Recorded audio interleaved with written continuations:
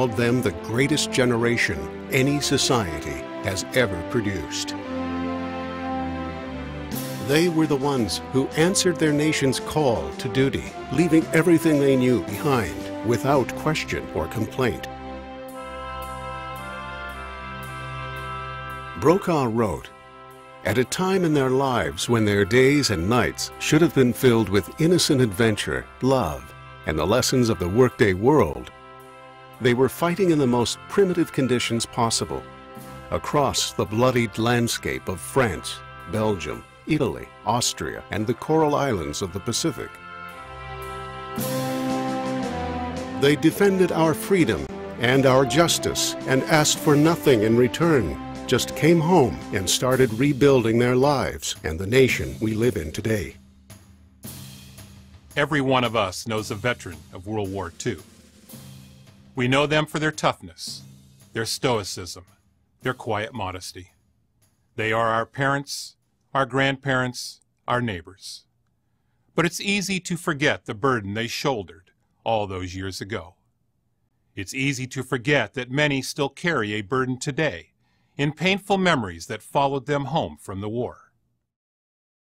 We have the opportunity to honor their sacrifices. World War II ended in 1945, but it wasn't until 2004, nearly 6 decades later, that a memorial was dedicated in Washington, D.C. to the 16 million who served in the armed forces during that war. Most surviving veterans are now well into their 80s, and health and finances stand in the way of the long trip to our nation's capital and their World War II memorial.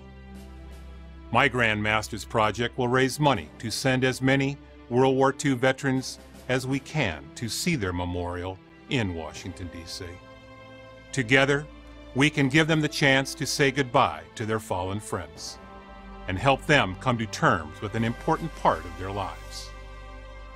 We can make sure that at last they see how grateful we are as a nation.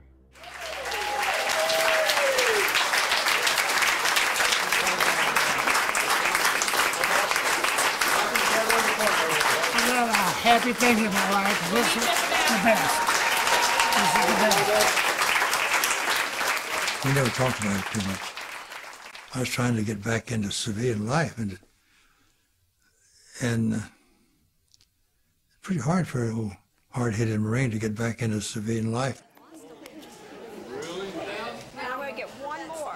When the veterans come together and they start to share their stories with each other, it seems to put it also at I guess there's a common ground that even though they may not have been in the same battles or the same areas, they've gone through a very difficult time in their lives.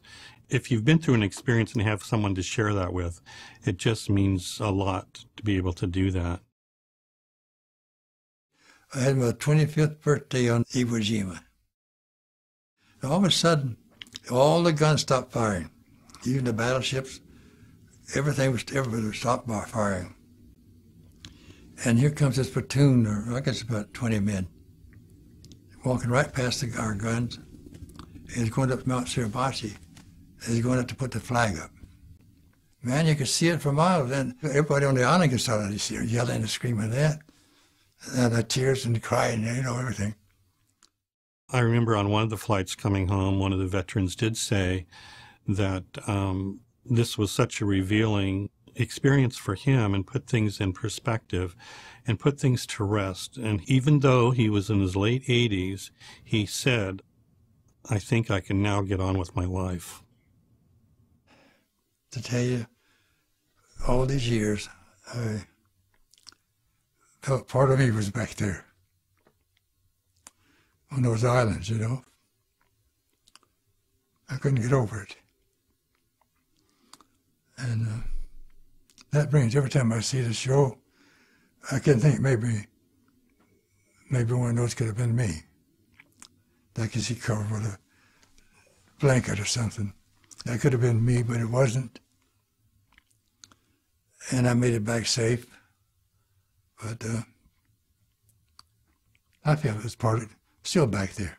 It's for me. It is estimated that 1,000 World War II veterans die every day in the United States. The large majority of these men and women will never see the World War II memorial. There are hundreds of veterans in California hoping for the chance to pay their respects and see the memorial just once in their lives. They need our help to get there. Together, we can show them that their service has not been forgotten. As we pursue this project, let us not forget that our freedom came with a price. Let us honor and remember those men and women that paid that price. William George Nagel, a Chief Petty Officer, United States Navy, a brother Master Mason, my dad. I wish to dedicate this year to him, to my father-in-law Raymond Johansson, who also served in the Navy during World War II, and the thousands of veterans who gave of their service, and for many, the ultimate sacrifice with their lives, that you and I and all American citizens can be free and can live in this world in peace. It is truly a grand and glorious day to be a Mason. But even more, it is a grand and glorious day to be an American. Thank you, and God bless our gentle craft, and God bless this great country of ours.